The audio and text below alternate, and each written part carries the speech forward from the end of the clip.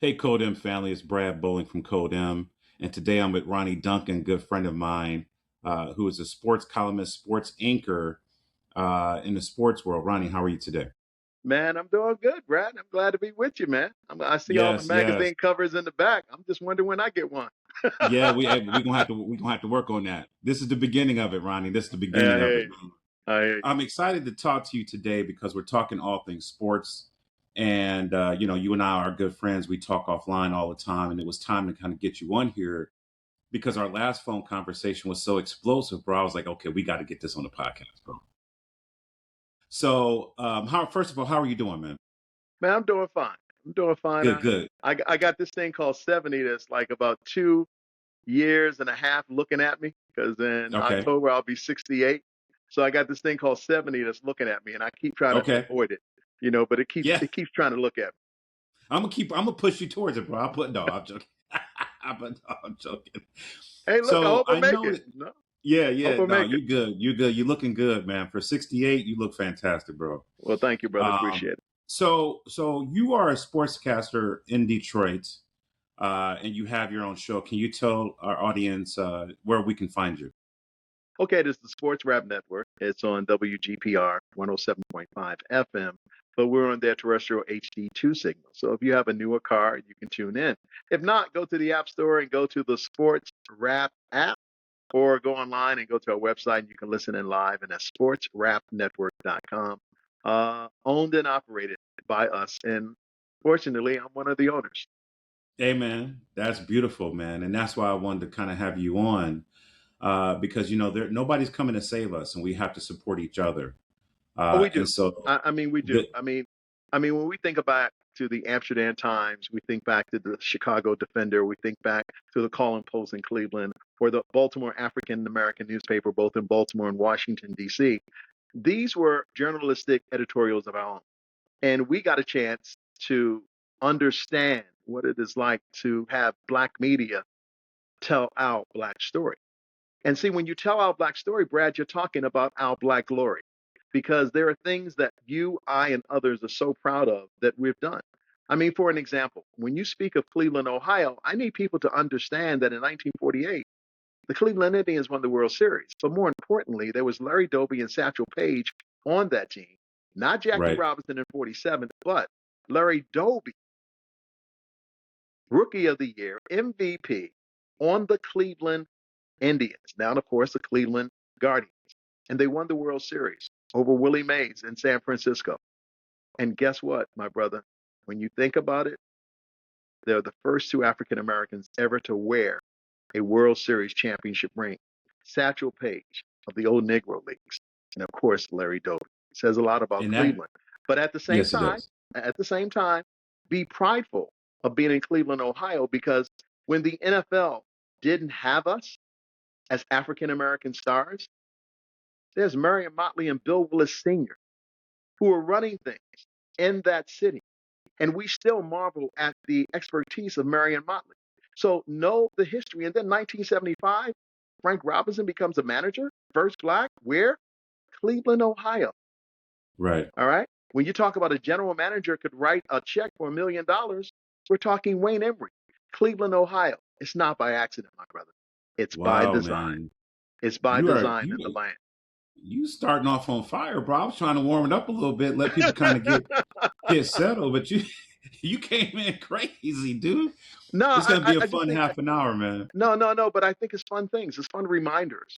We think of one of the most historic moments in our lives, and in our grandparents' lives, in our great grandparents' Yes. lives. And the one moment was who? Jesse Owens, 1936. Oh my goodness, did I make a mistake? Oh, he went to Cleveland. He went to a high school in Cleveland. Yeah, he did. And then he goes to Ohio State. It's not by accident or it's the design, but it's the design that there were people who were in place despite the fact that they may have been white and despite the fact they may have been conservative. But guess what they did, Brad? They thought about the inclusion of us. They thought about the fair, equal opportunity inclusion of us. And yes, it was toward their benefit, but I bet you didn't know this. Did you know that in the late 40s, before he got to Ohio State and when he was at Denison, that Woody Hayes had Black captains on his team? No. Oh, yeah. See, a lot of people don't know that. Woody Hayes, when he would bring a black kid like a Sam Tidmore and would bring that ugly car with the O on it into the neighborhood, and Sam and them are sitting up there living like we need help. And Woody Hayes says, not only will he play for me, when your son leaves this university, he will have a college degree. That was the same Wow. plan that he said to Paul Warfield, the same plan that he said to Sam Tidmore. And then you wonder why we have such a strong allegiance to the Ohio State. Remember, Cornelius Green was a black quarterback back in the day. Oh, he wanted the Yeah, first man. Heisman Trophy winner, but he said, hey, I couldn't get it, but guess what I'm going to do? The first two-time Heisman Trophy winner in Archie Griffin, and that will never happen again. So as Right. conservative as he was, I'm talking about the great Woody Hayes, he at least recognized DEI. He had he recognized diversity, inclusion. I mean, that's just so important. And so when we have Yeah, man. diversity, when we have that diversity, we have that inclusion, it allows us to move forward. I mean, at 67 and soon to be 68, I'm looking at a time that I remember protesting on the campus of Morgan State University for the Salute to Black College Day. And we were protesting the findings or the attempt that was successful and it has been extremely successful. And the game plan began in the late 70s of Alan Bakke of the University of California protesting that blacks were getting into law school and he wasn't. And it was called reverse discrimination. And so we Right. see how this master plan has played, and we have to find a way to deal with that. And we can So deal with that in sports. And we can deal with that in sports. let's talk about that a little bit. And I want to kind of come full circle because I know you just mentioned a mouthful. And again, we were having a conversation kind of offline talking about the request for our young black athletes to be mindful of where they attend school. If they go to school or they're being recruited by states that offer gerrymandering, or if they have a political climate that is adversarial to the black agenda. What is your opinion on that? I mean, do these kids go to different schools? Do they give up the money? What are we asking our black youth to do? Because I think the argument is that's a ticket, lottery ticket, to get an NIL deal at 18 and get $1 million or $2 million, and you're asking a young athlete to give that up for a cause that sometimes I think is confusing because I don't know if we're fighting it. I don't know if we're how serious we are to fight it. I don't see it being fought at all levels. And so, what is your position on that? What if I told you you could be a member of an organization that had Paul Robeson, Jackie Robinson, Martin Luther King? You could be on the same team as them. That organization is the NAACP. I'm very familiar with Kwesi Mfume, the former chairman of the NAACP, Okay. originating out of Baltimore. And I know why they said what they said. But the same way they are able to instroke or invoke fear into whatever our possibilities are, I think we need to listen. We may not agree with it in its totality, but it becomes another vehicle toward our protests. So while some may say maybe not the best deal, I'll say to you, Brad, this. There are two shows that are on TV right now, and we're taping this at around about 11 o'clock in the morning to right into the afternoon. Let's make a deal if the damn price is right. Let's make a deal if the price is right. Okay. They may not go to these SEC schools, but you better put on the table some deals that they have some alternatives that they can make that same money. And at the same time, we're talking about them making money, Brad. I want to know, what are you doing? What am I doing? What should be done to make sure that they understand financial responsibility for themselves? Because the current pay rate is crazy. There's a It's kid by the name insane. of Bryce Underwood. No. It's a kid by the name of Bryce Underwood who plays for the University of Michigan. He started last season as a freshman quarterback. His NIL deal is around $6 million reportedly. So if they decide we don't want you, Bryce, because they have a new head coach, Kyle Whittingham, and I want someone else who is more standard and you may be a great athlete, then what is he to do? Right. Where are his options? See, the coaches always have options. Coaches can take a job from one lane to another and nobody blinks an eye because they don't say Lane Kiffin is greedy. Okay? They don't say Lane Kiffin is greedy. He belongs to us. Why don't we recognize the true essence and the definition of the word slavery and try to do whatever we do in life to avoid that even being attached to our names? So it's an alternative. It's not the way we're asking all of them to go. But if you can make a stance, remember, I have a grandmother who said, yeah, I wanted to march with Dr. King, but I was afraid to because my job, if my picture showed up in the newspaper, I would lose my job. It wasn't that they didn't Right. believe in him, but strong people take strong options and they go different directions. And everyone wasn't following Harriet Tubman, but for me, I did, Yeah. and I So I follow know that her, and we're I follow those who are willing to make that sacrifice for the right reason. yeah, and I know that we're talking sports, but we're also talking about blacks in sports. And let's continue kind of talking about today's sports. Okay. What is your opinion of LeBron coming back to Cleveland? How do you feel about the state of sports in Cleveland, Ohio, right now, as we view it with the Cavs, Guardians, and Browns? Uh, what's your take on where Cleveland stands in sports and where blacks fit into that role? I think we fit in because historically we were there.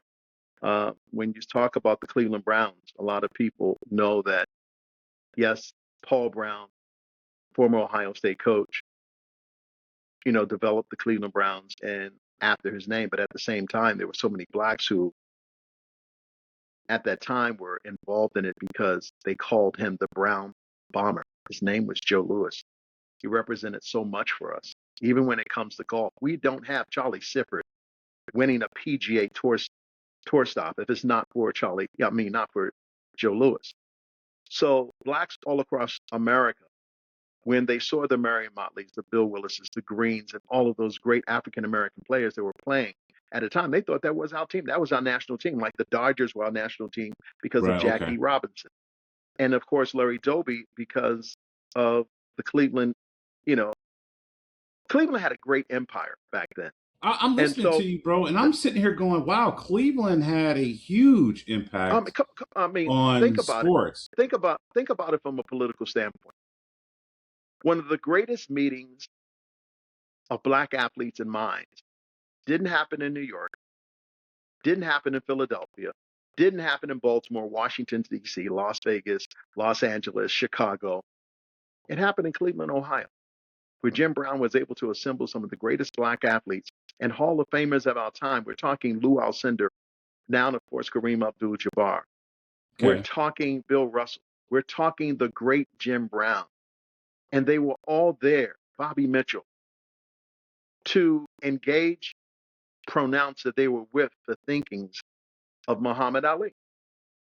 This didn't happen in New York. Muhammad Ali is a global star, even at that time.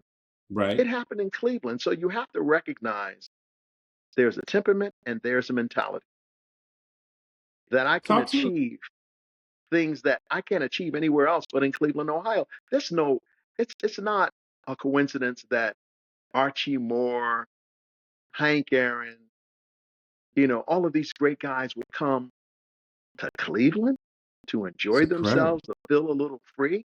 Remember, you can talk to your grandmother and she'll say, hey, we used to go downtown, to the Haley building, excuse me, and we could shop. We Right. didn't have blacks here, whites here. And even if it was, and even if the atmosphere was a little, remember, you're in Cleveland. So it wasn't unusual to see a black person at Terminal Tower. Man, I'm so excited after kind of hearing you talk because it makes me proud to be a Clevelander, be from Cleveland. Just listening to you talk about the rich history of how Cleveland impacted blacks in sports and in black culture in general. And that's what made me Um, embrace it. That's what made me embrace it. Remember, one of the strongest chapters, and it may not be that way right now, but one of the strongest NAACP chapters was in Cleveland. Larry Doby had issues, but Larry Doby didn't have issues within Black Cleveland because the NAACP met with the Indians brass and said, we'll find them a place to live. They'll be comfortable. We'll protect them. Marion Motley, Bill Willis, they would say the same thing if they were alive. Yes, there were troubles. Yes, there was racism, but we were really involved in city politics, really? Okay. So it wasn't just about being in tar-blooded nation, okay, and recognizing we can go but so far. But that's why you find that richness. That richness was there before Ted Ginn got there. He's just been able to make it even better than it is now. And so Yes, when we right. say Glenville, we're talking about a community where at one time that's all we had. Okay. And so, I mean, come on, look at your city. I mean, we're not talking Gary, Indiana. We're not talking Hatcher. We're talking Stokes, the first black mayor of a major metropolitan city in America. So we recognize how important our vote was. That's a Yeah, blueprint. Cleve, I'm going to tell you right now, any program that is designed to take something and make it something better should always start in Cleveland, Ohio, one of the poorest wow, big bro. cities in America. But when you have a bit of everyone, then you can do better. We have to do better. We have to do So better I with the know, graduation rate of young African American men from Cleveland, Ohio public schools. The number keeps going down. We've got to get that number up. And we have to be conscious of that. And that's why today, when I look at the Cleveland Browns, I'm excited because that's real what Shador Sanders is doing, where he right. drives by a neighborhood and says, "Can I come talk to your class?" unannounced. He drives up on a schoolyard, and I just want to say to these kids, "Hey, I'm here." He may not become the starting quarterback of the Cleveland Browns. Maybe Watson takes that job, but Watson can learn from this young man. Yes, In I order agree to with be you, a brother. part of a community, you've got to be in the community. And I that's agree old with you. school. And that's, I mean, you can say what you want. Maybe Dion never could be and never was the best husband in the world. But damn it, he's doing pretty good as far as his children are concerned. You can say what Yeah, you want yeah, about Joe Jackson. You can say what you want about Valiant Mason of, of the Mason brothers and of course Abdullah. But none of those boys have ever been in trouble. And you can talk about his disciplined ways, what he said to his son. How could you talk to your son this way? Do me a favor, and when you talk about the Jacksons, do me a favor and show me where the drugs, alcohol, or time in jail has been spent. No, because they were disciplined. The same yeah, yeah, yeah, situation yeah, with yeah. Dion and his son. There is a discipline. There is a who's who of, hey, man, I can get down and I can show you my black card and it looks good. But they survive. Then you look at LeBron possibly coming back. What better example do we need of a black man being good to his black woman? You ain't never heard Savannah say nothing stupid. Right, right, You ain't never right. heard LeBron get engaged with anything. I talk a lot about LeBron and sometimes I joke. I said, man, LeBron got more money I ever made, than I could ever make in my life. But the one thing I got is my own hair. And I'm 67 years old. So I played Right. that game. But, and it may be offensive to LeBron, but I applaud him. How can Right. you You got to be that mention high ball people. profile? Right. You got to No, no, no. mention How ball can people. how can you be that whole high profile and never truly get in any kind of trouble? Oh, I remember LeBron had a big old car, a Hummer, and he was on high school. Is that what you got to go with? Oh, I'm sorry. Oh, that's called white jealousy. Okay, we Right, we right, recognize that. That's why you're right. upset about Patti LaBelle singing the national anthem. But I think if LeBron came back to Cleveland, I think it'd be great. I think the one thing we need to understand, LeBron is consistent. He's consistent how he thinks, what he does, and how he does it. Why is it that he comes in to the league, Leon Rose, and after one season says, no, I want to be my own agent. I'm going to start my own agency. And I'm taking this little kid from Cleveland by the name of Rich Paul, and I'm going to make him the greatest agent of all time. And my agency, Clutch Sports, which is also part of CAA, I'm going to be a part of that, and we're going to have the best that I can find. But guess who stays in place? Maverick Carter is still in place. And I tell you, Rich Paul bro, is still it's in place. amazing that his circle has remained his circle. Oh, yeah. He's brought a ton of people with him, and everybody's prospered, which is what we're supposed to do in our community. I can't tell you sometimes how much of it a struggle it is to get support here in Northeast Ohio from my own people. But you know what? But he's You doing know it at what? a high level. No, no. And you'll be able to do it at a high level. One of the reasons why I did this, I'm not just going to jump on because you Brad and you black, but if you're doing the right thing by my people, and like I said to you in our initial conversation, I applaud you. I think what you're doing is amazing and you're taking it to another level. No, everybody's not going to peel back a magazine and read, but people will listen if you have something that's encouraging to say, they can take from that. We need to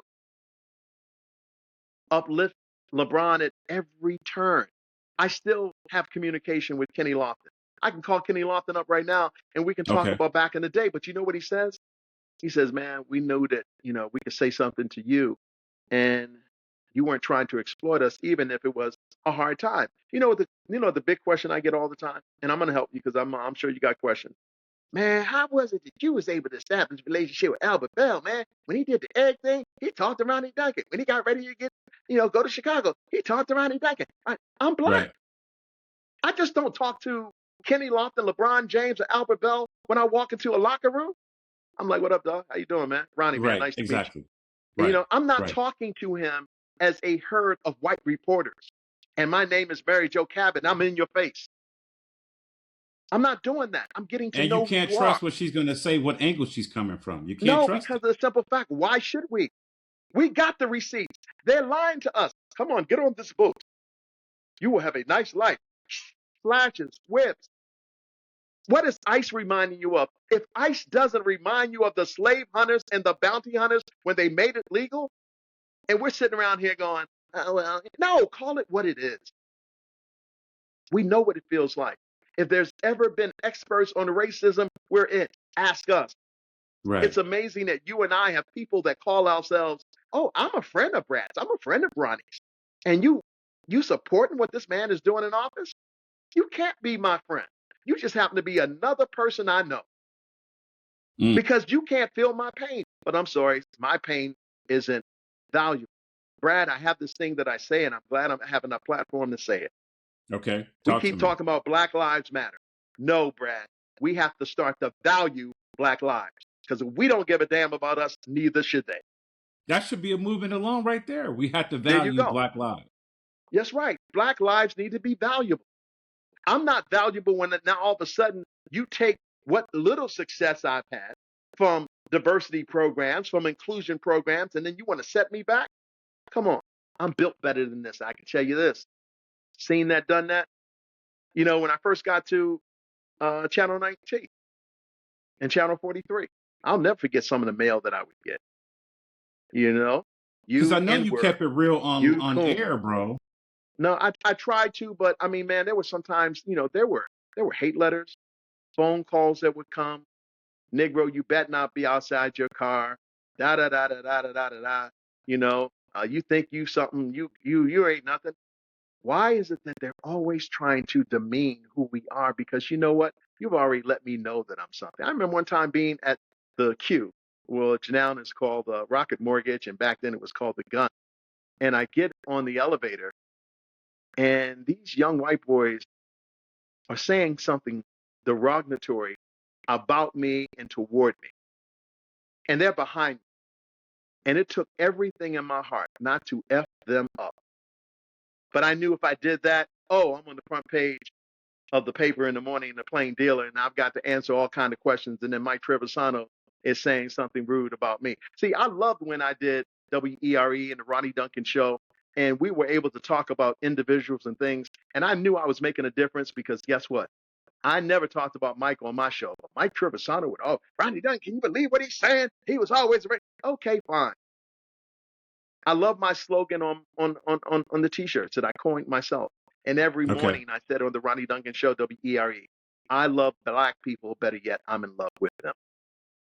So it's a reconfirmation, baby. It's saying I love black people, but I'm in love with them.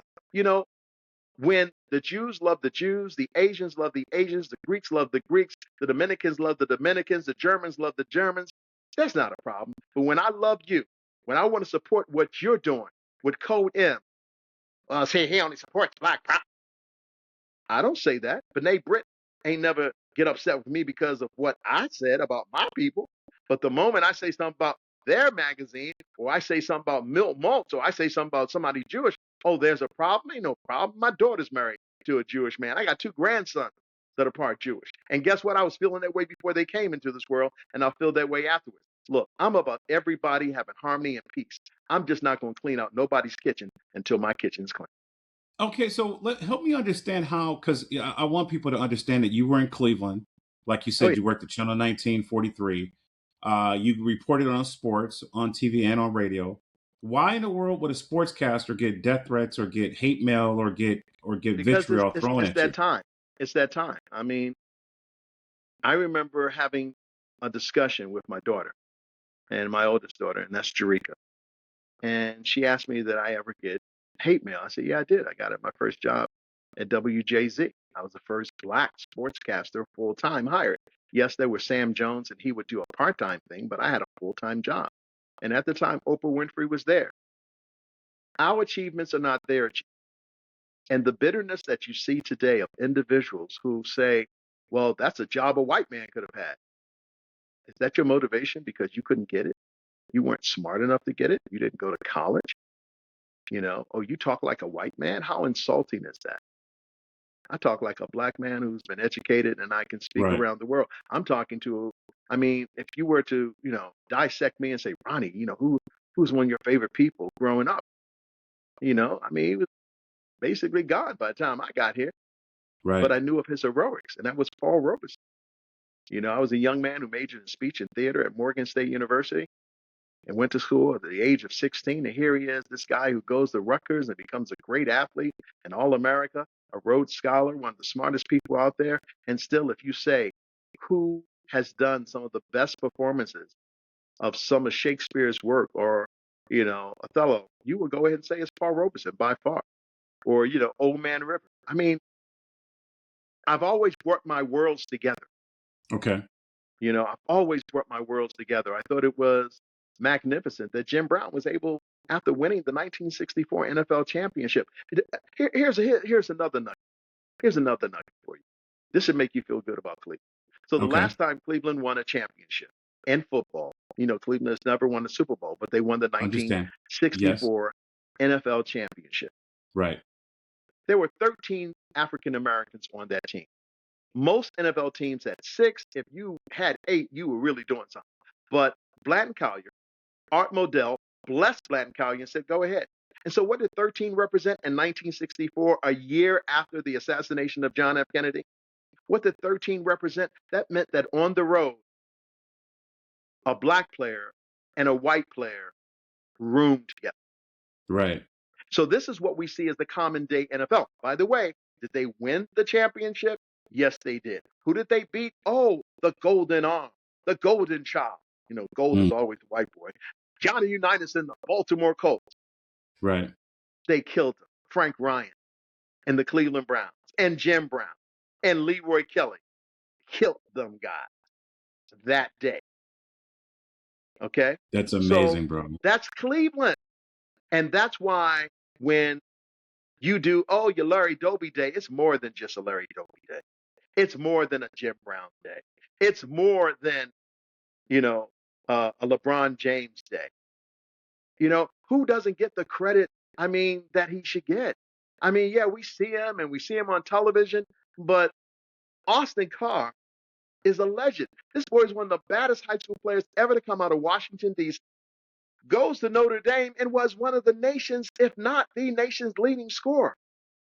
Gets drafted, and he cried the day that he could no longer play for the Cleveland Cavaliers. He gave you his all. Brad Daugherty gave you his all.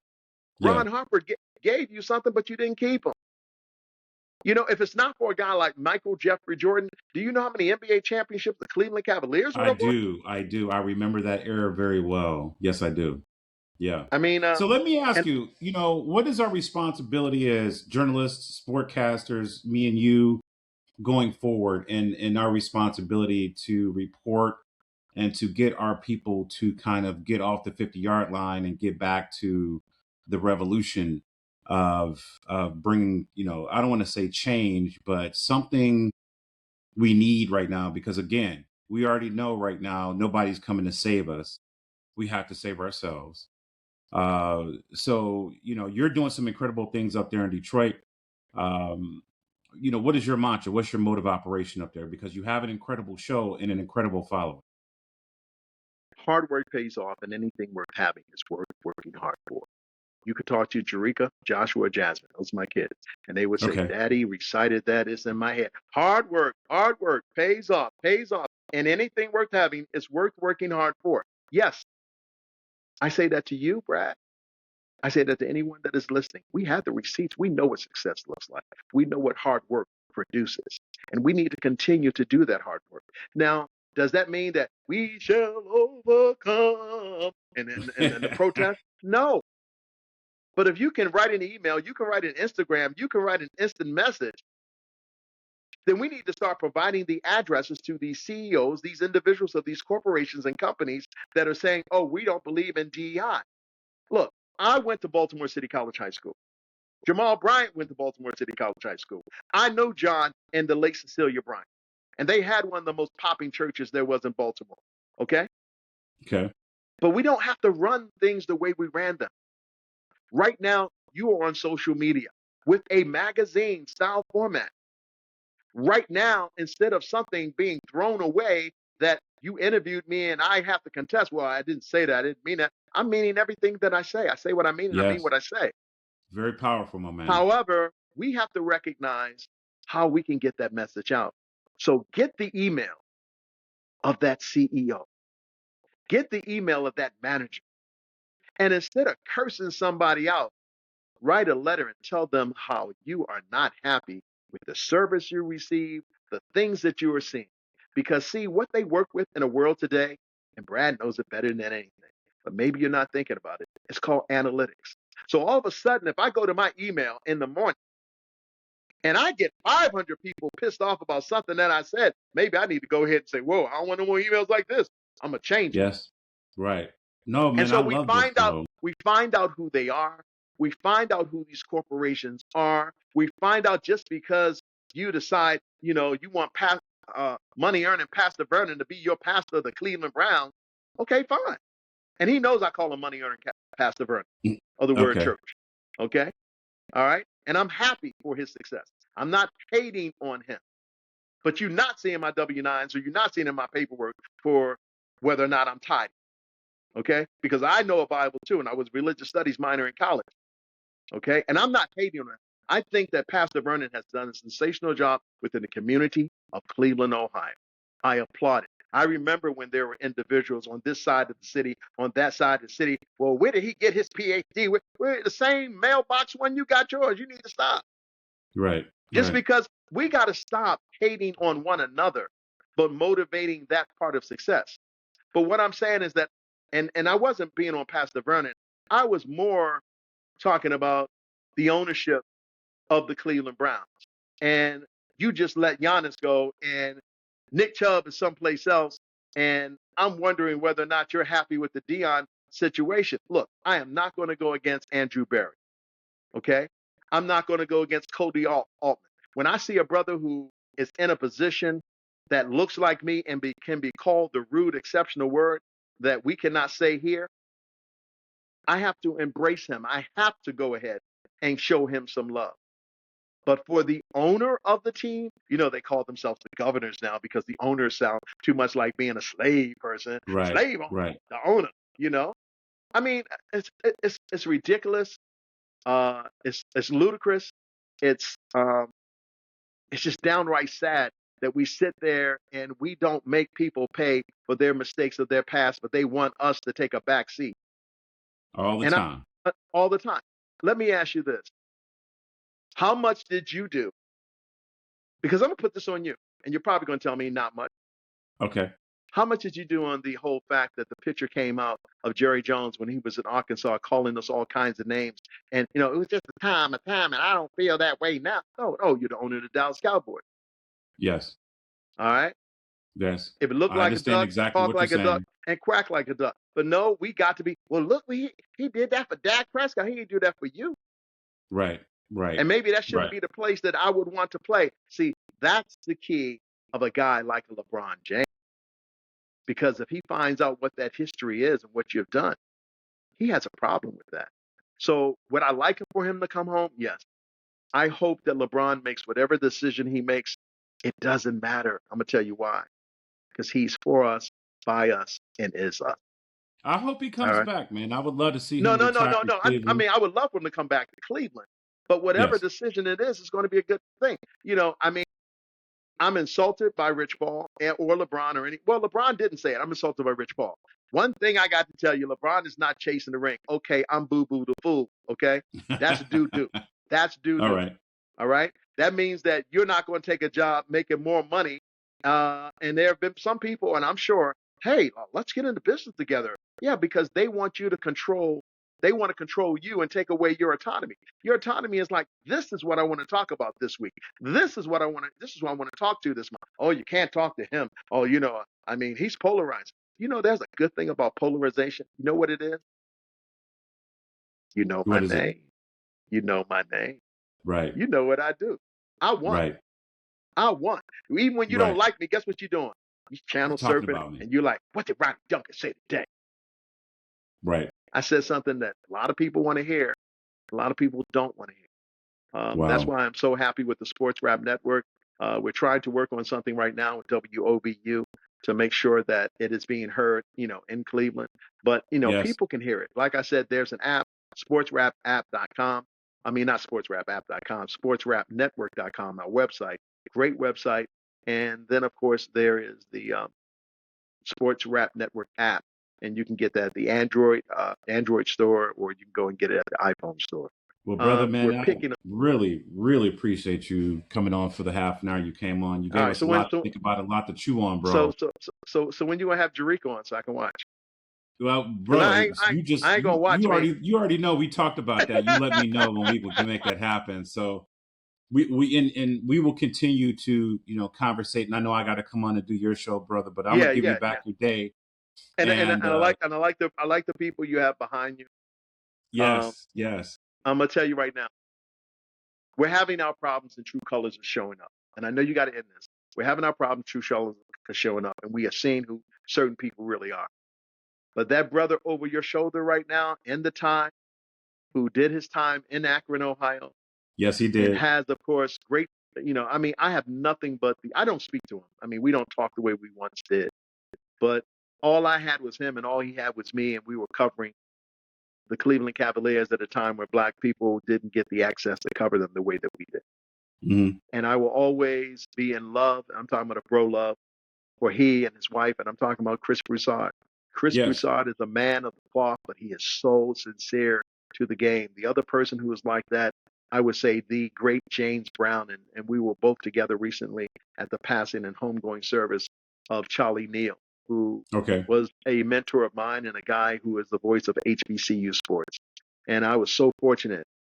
Even when I was working in Cleveland, I was doing the Black College Game of the Week, the MEAC Game of the Week with Charlie Neal. I first came on as his color analyst, and then the second season, uh, I was able to move into the play-by-play seat, but I could never be as good as him. So these are the Yeah, people who Chris inspire me. Broussard is a friend of Codem. He's been good to us. Well, he does his King tour. He always comes back to the word church, ironically. Yeah. We always participate. We're sponsors for that. And so I don't speak to him a lot, but we do have each other on No, speed no, no. dial I mean, where we need to and communicate. like I said, Dr. Vernon, and we joke because see, he came onto my radio show, and I said, you must be money earning Pastor Vernon. He Yeah, said, yeah, oh, yeah. you're gonna call me? I said, I can't go to your church; it's too expensive. So he's heard my little jokes in reference to it. But Yes, RA yes, has been. I'm just so proud of what he, his wife, his son is now doing. So I may yes, not be in Cleveland, but I'll be paying attention to what all y'all be doing. I'm just so glad he decided not to use the helicopter no more to go yeah. from one service to another. All right. Yeah, See? yeah, yeah, man. Well, listen, bro, I'm gonna give you back the rest of your day. We got to do this Hey, thank again, you. bro. Yeah, we And will. I just appreciate our friendship, man. Your candor, the honesty. It's refreshing to hear somebody speak their mind, no sound bites, no prepared interview. And so, brother, I really appreciate you, man. And I will see you on the Hey, other side. hey, God bless. And I'll put it to you like this. How am I doing? I'm doing good. I'm Good, blessed. I'm blessed by good. the man from up above. And if you want to know him, he'll show you some love. Yes, sir. Blessed by the Uh, best. Just All look right, above. Codem. Well, enjoy the rest of your day. We'll do.